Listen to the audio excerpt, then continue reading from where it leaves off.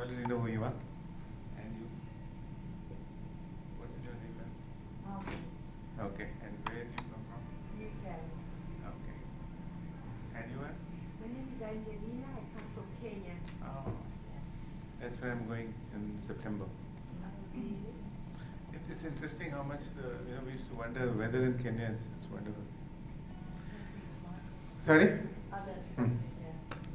Okay, subject force is a very wide subject, integral holism, and both of these words are really flogged to death words and misunderstood. So I think somewhere down the line we'll have to explain that. The word integral, the difference between how we say is not integrated. Integral really means something which captures the entire gamut of the human experience. It has nothing to do with holiness or spirituality in the conventional sense of the word.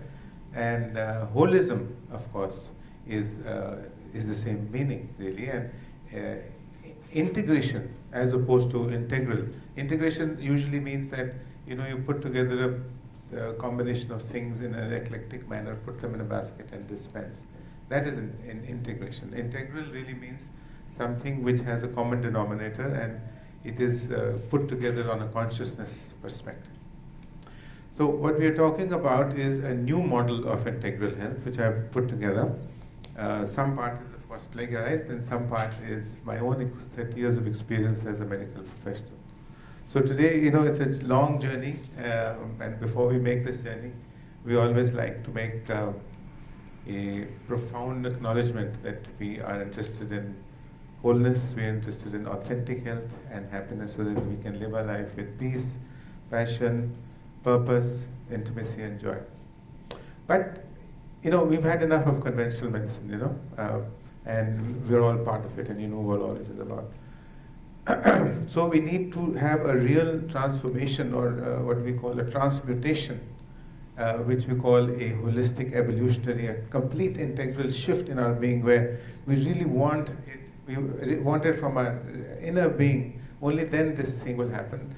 And we move from a place of conventional health to extraordinary health to what I call human flourishing.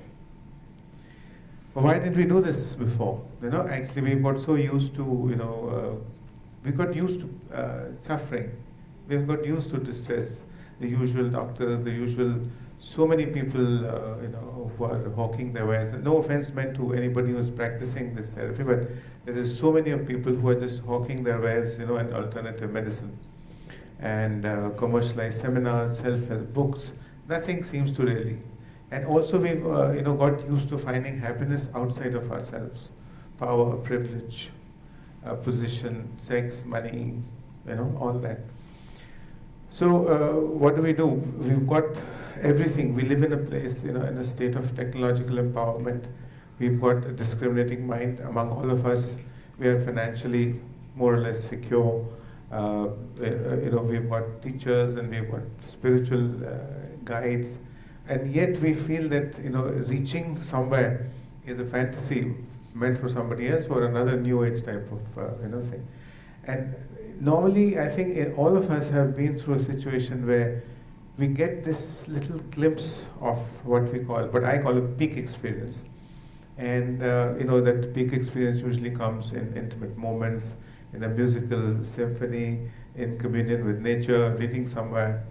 And these are the things which come and go. They're so momentary that we don't attach importance to it, and ultimately we lose sight on them and we just sort of look upon them as PEEK experiences and like weekend experiences, and we don't really grab. So we standing here literally on with our hands open on a treasure island, standing on a wealth of information and a wealth of potentialities within ourselves, which we need to address. And talking about peak experiences, today I witnessed a peak experience. Today I have had two coincidental things.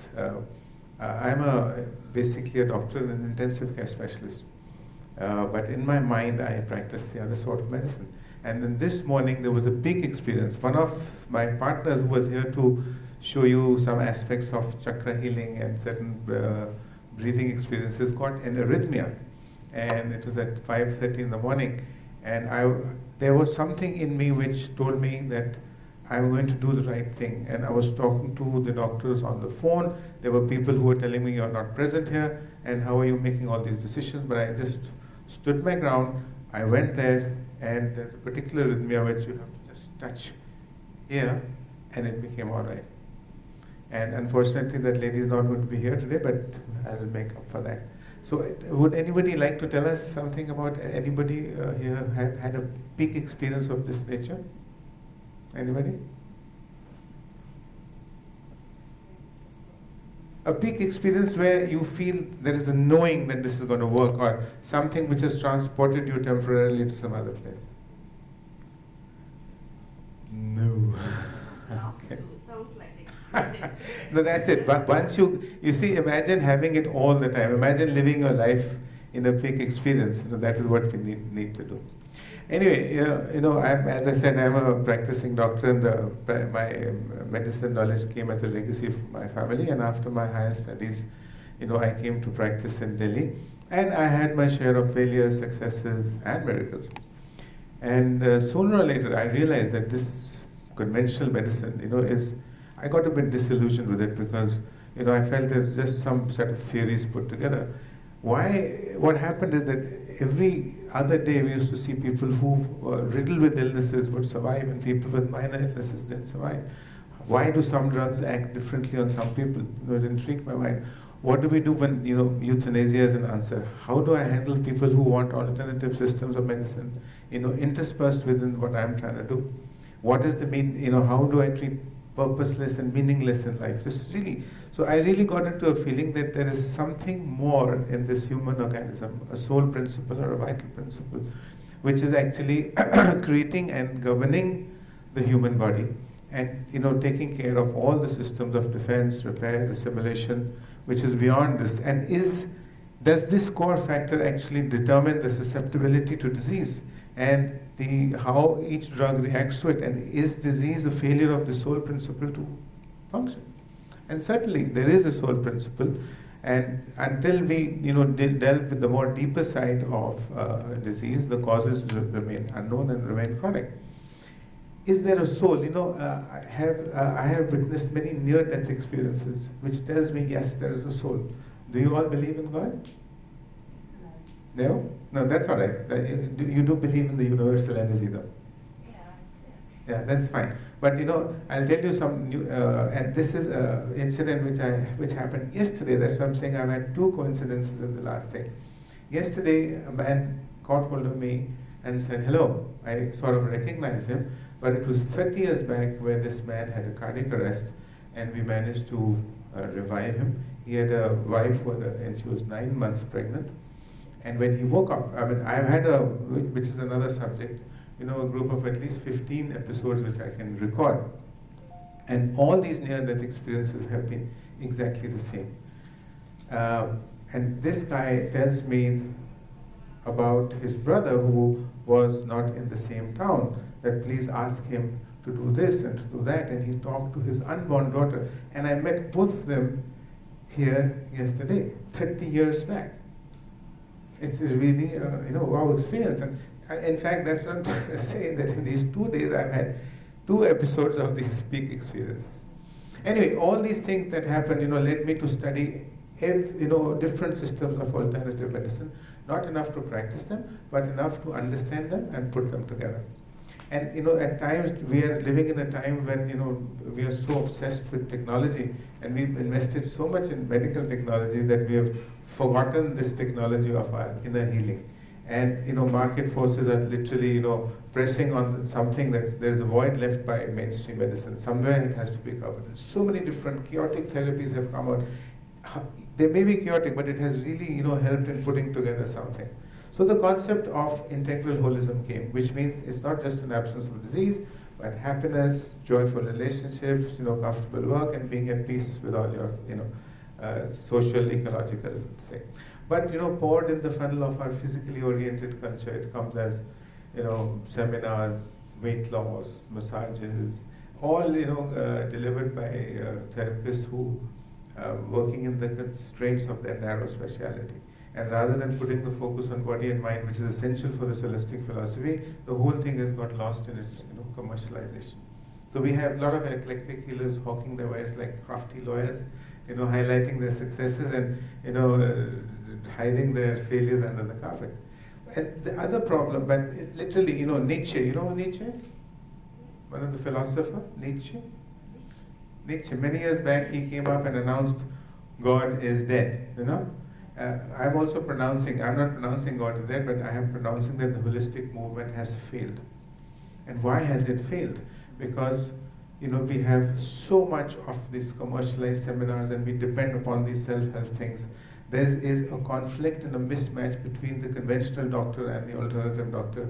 There is a mismatch between the alternative doctor and the patient, either because there's too much of a holy focus or a spiritual focus and all this bumper crop of gurus who are running all around the place.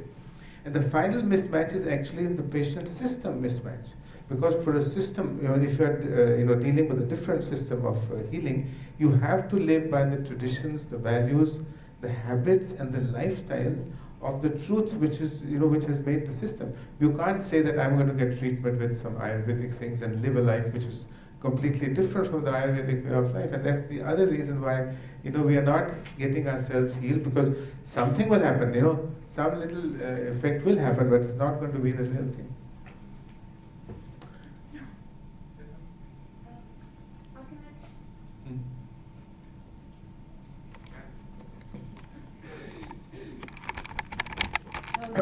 I can actually share what you were asking before about a moment where something happens that was quite strange and wonderful. My life partner passed away. This is more than 10 years ago. My life partner passed away, and I was dealing more with helping my son, working through it. It was his father. So, and the whole time, I went for the standard counseling, the grief counseling and all that sort of stuff, which didn't really much help for me. I mean, I appreciated it, but okay. And the whole time I was developing a big pain at the back. I'm a relatively healthy person. I take responsibility for the health. Big pain at the back of my body there. And then someone suggested that I go for some Reiki treatment, which they then discovered when the lady did the treatment like that, my first time ever, that it was to do with the heart chakra that was damaged or hurt so much that it was like at the back of where that would be. And so they worked on that. So rather than the counseling and conventional path, that sort of rid that, and at the same time it cleared a lot of the deep pain and anguish that I was feeling. And it just like really excelled the whole process. So I just remembered that. Yeah, great. Really, these things do happen. So, my mind really went into how the mind is causing the illness. And what we have here is that the common recurrent patterns of chronic illness, people who have a deeply, unresolved spiritual crisis, inability to give or receive love, lack of humor, inability to distinguish, the serious concerns of life, lack of control, poor physical fitness, lacks of meaning, denial that a problem exists. And, here I realize that what is it? If we believe that, we are a little reflection of the giant universal energy, we are actually connected. And there is some aspect of our cosmic energy which is inherent in our system. So we are actually born with a blueprint for healing. We don't realize that.